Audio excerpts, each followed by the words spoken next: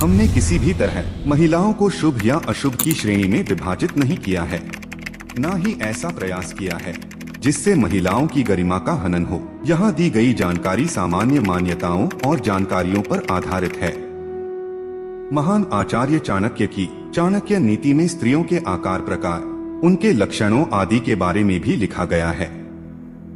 चाणक्य नीति में महिलाओं को 5 प्रकार में विभाजित किया गया है, जिसके नाम कुछ इस प्रकार है: शंखिनी, चित्रिणी, हस्तिनी, पुष्चली और पद्मिनी।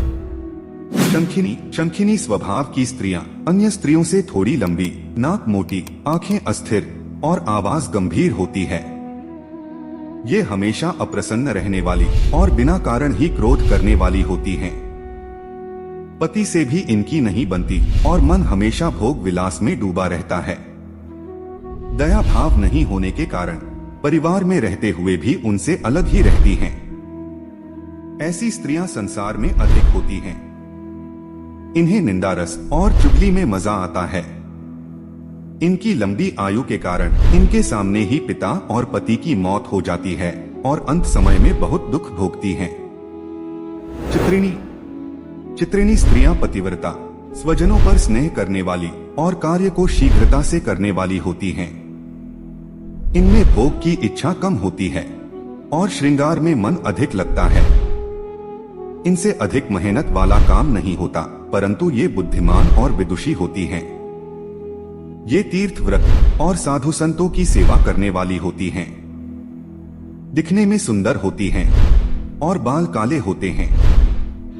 इनका मस्तक गोलाकार, अंग कोमल और आंखें चंचल होती हैं। इनका स्वर कोयल के समान होता है। इस जाति की लड़कियां बहुत कम होती हैं। गरीब परिवार में भी जन्म हुआ हो तो भी ये अपने भविष्य में रानी की तरह रहती हैं और उनकी एक संतान को राजयोग होता है। इस जाति की लड़कियों की आयु लगभग 48 वर्ष होती है। हस्तिनी, हसमुख स्वभाव की इन स्त्रियों में भोग विलास की इच्छा अधिक होती है। धार्मिक कार्यों के प्रति इनकी आस्था नहीं होती।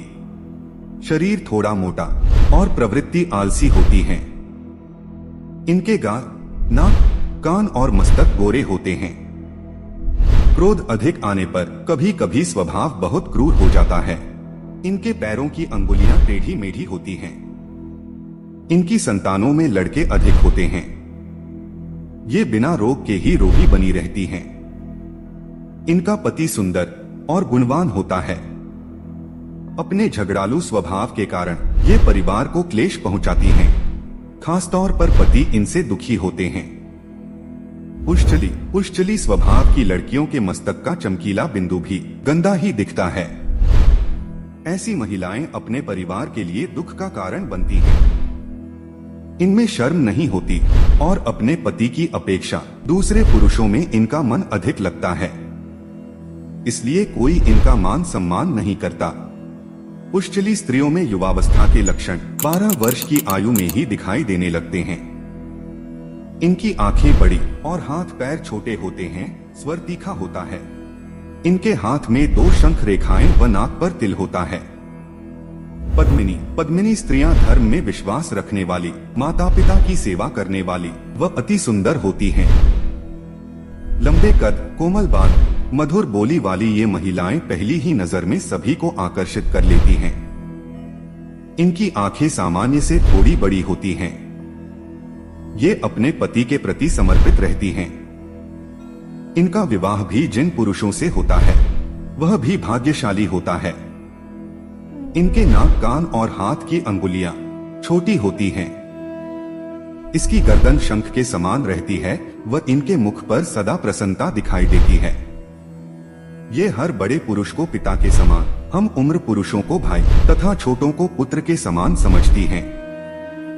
यह सौभाग्यवती, अल्प संतान वाली, पतिव्रताओं में श्रेष्ठ, योग्य संतान उत्पन्न करने वाली तथा आश्रितों का पालन करने वाली होती हैं।